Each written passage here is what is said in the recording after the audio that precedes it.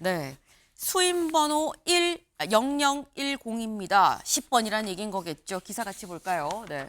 공수처 조사 불응 윤 강제구인 시도 불발입니다. 네.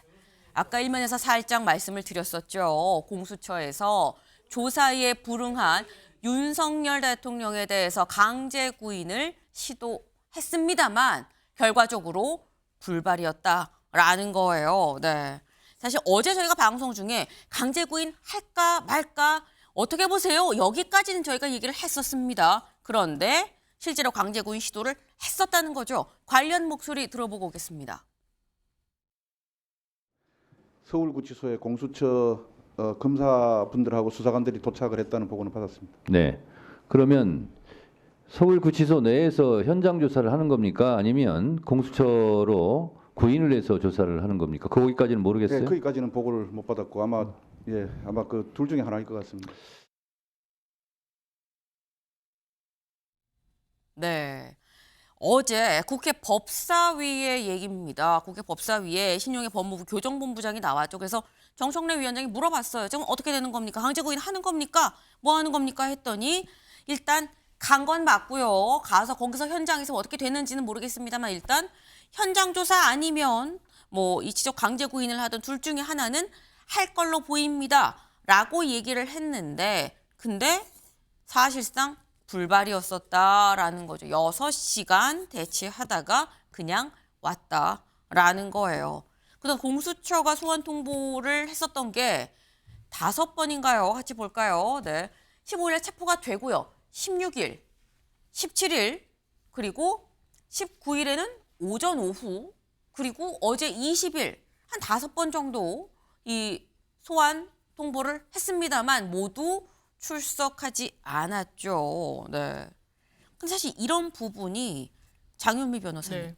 사실 공수처가 강제구인을 하겠다라는 생각으로 갔다는 건 굉장한 의지를 갖고 간 건데 6시간 대치만 하고 그냥 왔거든요. 네. 살짝 윤석열 대통령 1차 체포 때의 모습이랑 좀 오버랩이 되는 면도 없잖아 있습니다. 기시감이 드는 측면이 있고 그러면 네. 수사력과 관련해서 다시 한번 시험대에 오른 것이 아닌가라는 평가가 나오는 것도 사실인 것 같습니다. 기본적으로 구속 수감된 구속영장이 발부된 피의자가 이 검찰이든 뭐 공수처든 수사에 불응하는 경우는 상당히 예외적인 건 또 맞습니다. 네. 때문에 지금 관련해서 규정도 없다라는 거 아니겠습니까? 다만 판례로 영장이 한번 발부됐기 때문에 그 구속영장의 효력하에 강제 인치가 가능하다라는 이제 하나의 선행 판결이 있기는 합니다만 네. 지금 어쨌든 직무집행은 정지됐지만 현직 대통령의 신분에 있고 또 이걸 강제 구인을 했을 때 물리력 충돌이 발생했을 때 그런 부담감 이런 부분을 다 고려했을 때 아마 적극적인 이런 인치에는 나서기가 어려웠던 측면이 있는 것 같고 다만 시간은 상당히 촉박합니다. 지금 10일, 10일을 나눠서 검찰에 또 나머지 그렇죠. 수사는 맡기기로 한 부분이 있기 때문에 공수처는 본인들이 다 이미 작성해 놓은 이 질문서도 소화하지 못한 채로 검찰로 송치하게 되지 않을까라는 생각입니다. 네, 지금 공수처의 수사력이 다시 한번 도마에 올랐다라고 표현을 하셨어요. 근데 일단 또 이렇게 생각을 해보면 원 변호사님, 강제구인을 해서 온들 사실 서로 물가로 데려갈 수는 있지만 또 물을 먹일 수는 없는 거거든요. 윤석열 대통령이 계속해서 진술을 거부한다고 하면 또 이게 또 효과가 있는 건가라는 생각이 들기도 하고요. 그래서 공수처가 지금 소환을 하겠다라는 그 목적이 굉장히 의심스럽습니다. 15일에 체포를 해서 13시간 동안 조사를 했어요. 그때 진술 거부권을 행사하셨고 네. 그리고 그 사이에 뭐 200개의 질문을 준비했다고 하는데 13시간이면 그 200개의 질문을 10번도 더 물어볼 정도의 시간이에요. 그러면 그리고 또 체포적 부심했고 영장 실질 심사했죠. 그것도 네. 일종의 그 수사 자료들입니다. 그럼에도 불구하고 드러나지 않거나 질문하지 않은 질문들이 있다? 그거는 공수처가 고의적으로 수사를 해태하거나 아니면 능력이 없거나 아니면 다른 그 소환조사 강제인치를 통해 가지고 네. 일국의 대통령을 망신 주려고 하는 것밖에 아니다. 정말 뭐 소환조사를 또 해야 되겠다. 강제구인을 해야 되겠다. 그러면 그 전에 제가 이렇게 수사를 부실하게 했습니다라는 대국민 사과라도 하고 강제구인을 할 문제라고 생각합니다. 네. 저희 지금 말씀 중에 속보가 지금 들어왔죠. 지금 보이시나요? 경찰이 지금 헌재 앞에 64개의 부대를 지금 배치를 했고 차벽을 설치했습니다. 왜? 아까 살짝 말씀을 드렸죠. 오늘 윤석열 대통령이 헌재 심리에 직접 나갈 예정이다라고 이미 밝혔습니다. 본인이 직접 이제 밝혔기 때문에 이 주변으로 또 굉장히 지지자가 몰리지 않겠냐라는 이 생각에 지금 현재 헌재 주변에 4,000명 정도 지금 기동대가 배치가 된 상황입니다. 네. 근데 사실 이게 장윤미 변호사님, 네. 만약에 서부지법 사태가 있지 않았다고 한다면 4,000명이나 배치를 했을까라는 생각이 들긴 합니다. 그렇겠죠. 경찰에서도 사실상 서부지방법원에 앞에 있었던 그 난입과 폭동은 사실 예측할 수 없었다고 하는데 그걸 경찰 탓만 하기가 어렵습니다. 헌정사에 이런 장면은 없었거든요. 그렇다면 어제도 대법관 그 비상회의가 있지 않았습니까? 네. 그 결과는 참담한 거는 이 부분이 마지막이 아니라 처음일 수 있다라는 이야기를 한 거예요. 그렇다면 법원이 공격당하면 헌재는 무사합니까? 정당은 무사합니까? 수사기관들은요. 언제든 이런 부분과 관련해서 엄단한다는 신호를 주지 않으면 계속 발생할 수 있고 지금도 우리나라가 그런 국면에 있는 겁니다. 그러니까 헌재에 4,000명이나 되는 사실상 경찰력을 투입한다라는 건 물리력 충돌을 최소화하겠다라는 것이지만 절대로 이 윤석열 대통령도 메시지를 정확하게 내야 됩니다. 본인의 지지층을 향해서 폭력은 되지 않는다. 평화 시위를 해야 된다. 경찰도 문제가 있다. 이런 양비론으로 대응할 게 아니고요. 정말 폭력은 어느 사태에도 어느 상황에서도 허용될 수 없다라는 메시지를 내야 된다고 봅니다. 네. 지금 장 변호사님께서는 사실 이런 상황이 이 서부지법 사태가 있었기 때문에 지금 뭐 기동대 4,000명이나 지금 투입을 하는 상황 아니겠느냐. 근데 여기에 대해서는 윤 대통령도 지지자들한테 메시지를 비폭력에 대해서 명확하게 내야 된다라고 또 말씀을 하셨어요. 사실 지난 이 서부지법 사태가 있고 난 다음에 윤 대통령 상당히 좀 놀라면서 폭력은 안 됩니다. 라고 이 말을 했다라고 하죠. 원 변호사님, 혹시 오늘 2시에 헌재 이제 변론에 참석을 하는 건데 헌재 변론 전에 윤 대통령의 직접적인 메시지가 나올 가능성 어떻게 보십니까? 저는 가능성이 있다고도 봅니다. 네. 폭력이라는 건 허용되어서는 안 되고요. 그래서 그렇죠. 앞으로라도 그게 당연히 허용되어서는 안 되는 건 명확하고 그리고 대통령에게도 지금의 시간은 굉장히 중요한 시간입니다. 무슨 시간이냐? 트럼프 대통령이 취임을 하고 그리고 설날 전까지 이 시간이 대통령이 하는 메시지가 정말 국민들한테 굉장히 임팩트 있게 다가가야 되는 그런 순간이거든요. 근데 만약에 폭력 사건이 발생을 하면 그 이슈가 대통령의 메시지가 다른 그 이슈로 이게 섞이거나 희석이 돼요. 그러다 보니 그런 부분들은 지지자들도 각별히 명심하시고 지금은 대통령의 시간이다. 이제 대통령의 헌재에서의 이 변론의 시간, 여기서 말하는 메시지들이 앞으로의 전국을 좌우할 결정적인 순간이 될 수밖에 없기 때문에 지지자분들도 뭐 당연히 폭력도 안 되지만 그런 면에서도 다시 한번 생각을 해보셔야 된다는 말씀을 드립니다. 네. 실질적으로 윤석열 대통령이 폭력은 있어서는 안 됩니다라는 메시지가 오늘 또 한 번 오전 중에 또 나올 수도 있지 않겠나라는 가능성을 또 말씀을 해주셨어요. 근데 지금 저희가 이런 얘기를 하는 이유 말씀드린 것처럼 오늘 윤석열 대통령이 헌법재판소에 직접 나오기 때문에 그 앞에 지금 기동대 4,000명을 지금 배치하는 상황이라는 거죠. 다음 기사 볼까요? 이겁니다. 윤 탄핵심판 직접 변론 오늘 헌재재판정 출석. 윤석열 대통령 오늘 출석한다고 어제 공개적으로 변호인단이 직접 이 입장을 밝혔습니다. 법률 대리인이 밝혔어요. 같이 볼까요? 윤곽근 변호사 요청으로 전달드립니다. 내일 대통령 헌법재판소 출석하십니다. 공개적으로. 그러니까 보도자료 이 얘기하듯이 완전 알림으로 알렸다라는 거죠. 이 얘기는 지금 앞으로 이 모든 변론에 참석할 거다라는 얘기도 좀 나오긴 하더라고요. 원 변호사님. 그러니까 그동안 탄핵 심리를 거친, 뭐 탄핵이 되고 안 되고를 떠나 탄핵 심리를 거친 이 대통령들이 노무현, 박근혜 이 두 분의 대통령인데 근데 두 사람 다 안 나왔었거든요. 헌재 심리에. 근데 윤 대통령은 지금 직접 나와서 본인이 변론을 하겠다라는 거예요. 그거는 지금 이 상황이 그 노무현 대통령하고 박근혜 대통령 때하고는 완전히 다릅니다. 그때는 이제 그 비상계엄이 아니었죠. 그 이슈가 아닌 다른 이슈들이었는데 비상계엄은 기본적으로 왜 했느냐 이 부분에 대한 소명이 반드시 필요할 수밖에 없어요. 근데 그런 부분이 군사상, 안보상, 기밀상이 포함될 수가 있습니다. 그게 뭐 대외적으로 뭐 알려질 수도 없고 그게 오로지 대통령만 보고받았던 그런 내용들에 대해서 정말 헌법재판의 심리 과정에서 필요하다 그러면 그 헌법재판소가 요청을 한다 그러면 그걸 이야기할 필요도 있거든요. 그러니까 이거를 뭐 변호인을 통해 가지고 발설할 수 있는 그런 내용은 아니고 부적절하기 때문에 본인이 나오셔야 되고 네. 그리고 이 한순간 한순간이 역사의 순간입니다. 그러니까 본인이 말씀하신 거는 영원히 역사에 기록된다. 이런 네. 생각을 가지시고 반드시 필요하고 앞으로의 그런 정말 뭐 비상계엄이 대한민국의 미래를 위해서 한 거라면 이 변론도 대한민국의 미래를 위해서 반드시 중요한 순간으로서 기록될 거라는 걸 명심하시고 진행하시면 좋겠습니다. 지금 비상계엄을 한 이유가 대한민국의 미래를 위해서였다라는 게 윤 대통령의 입장이기 때문에 그 입장을 그대로 전하기 위해선 본인이 직접 나와서 변론을 하는 게 필요하지 않겠느냐라는 말씀을 하셨어요. 근데 어제 제가 이 앞에 살짝 어제 강제구인 했다가 이 강제구인은 시도했지만 결국 불발됐다라는 소식을 좀 같이 전했었죠. 어제 이 석동현 변호사가 이런 얘기를 했습니다. 같이 볼까요? 변호인들 내일 탄핵 심판 변론 준비 위해 9시 반경까지 대통령 계속 접견하고 있었다. 근데 공수처 직원들은 그 무렵까지 계속 대기하다가 철수를 했다라고 얘기를 하면서 내일이 헌법재판소 탄핵 심판 변론 기일인데 이럴 수 있나?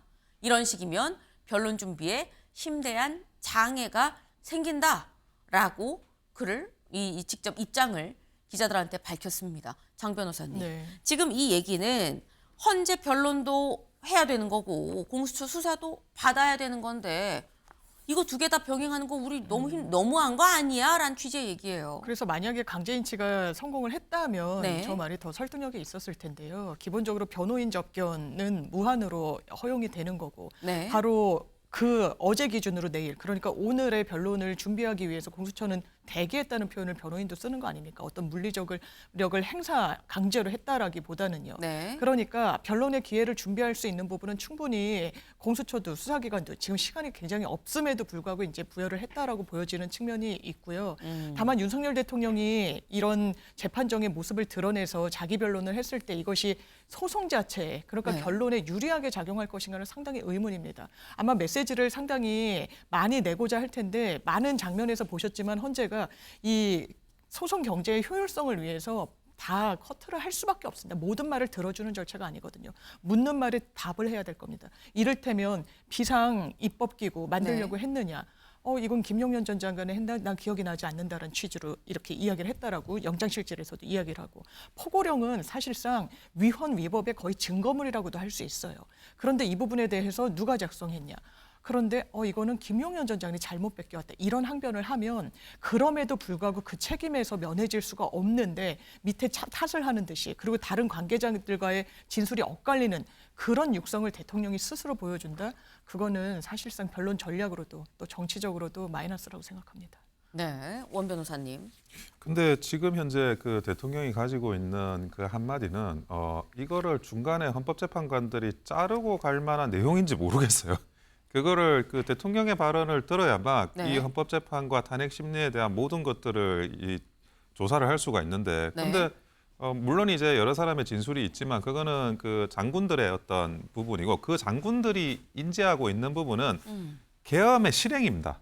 계엄을 어떻게 할 거냐, 효율적으로 할 거냐 그 문제지 왜 계엄을 했냐의 문제가 아니에요. 네. 왜 계엄을 했냐의 문제는 대통령밖에 모르는 거예요. 그러니까 대통령의 진술을 당연히 들어서 그 부분을 역사의 그런 사료로 남겨야 되는 게 네. 이 헌법재판의 의무이기도 합니다. 충실하게 변론을 들어야 될 필요가 있습니다. 네. 지금 말씀은 주변의 다른 전 장관들의 이런 아니면 경찰청장 등등의 얘기를 듣는 것도 중요하지만 이게 맞는지 당사자인 윤석열 대통령의 얘기를 듣는 것도 현재는 상당히 필요하다. 그리고 윤 대통령한테 이 준비할 시간이 좀 주어져야 되는 거고 준비를 해야 될 필요가 있다라는 취지의 말씀을 지금 하셨어요. 네.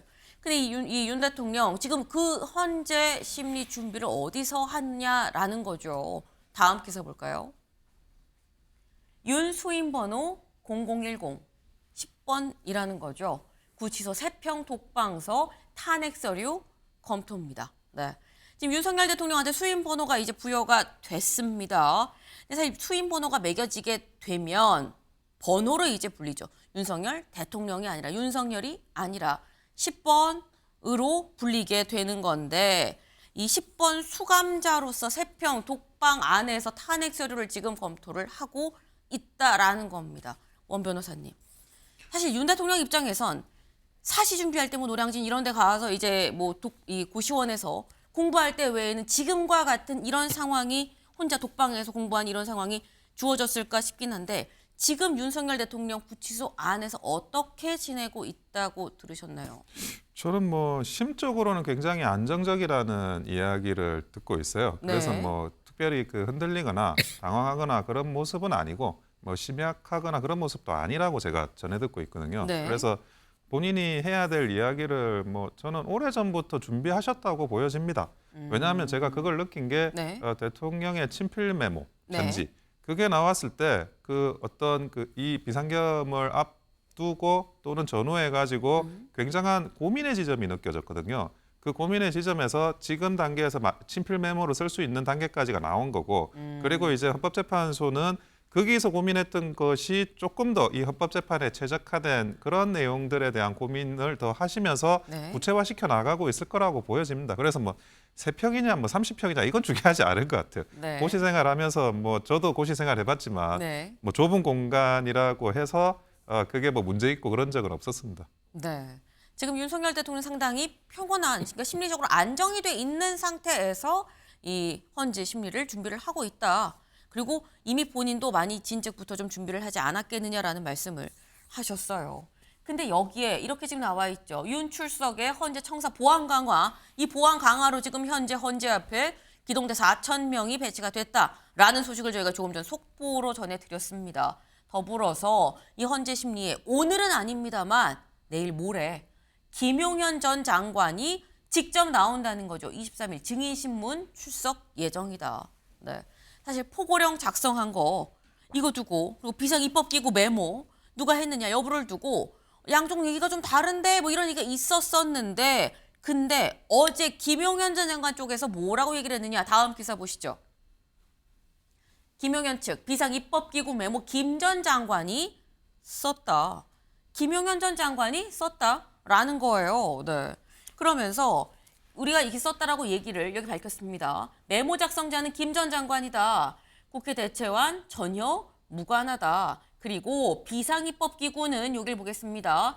헌법 76조 1항 긴급 재정입법권 수행을 위해서 기재본의 준비조직 구성, 예산 확보를 대통령한테 건의했던 거다.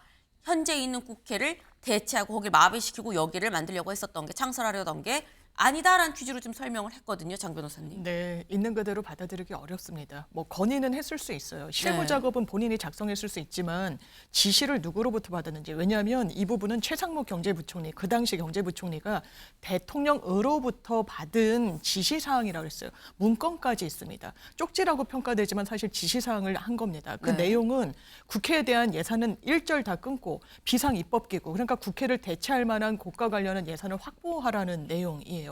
이런 명령을 경제부총리한테 국방부 장관이 내릴 수 있습니까? 아니요. 대통령만 유일하게 내릴 수 있는 겁니다.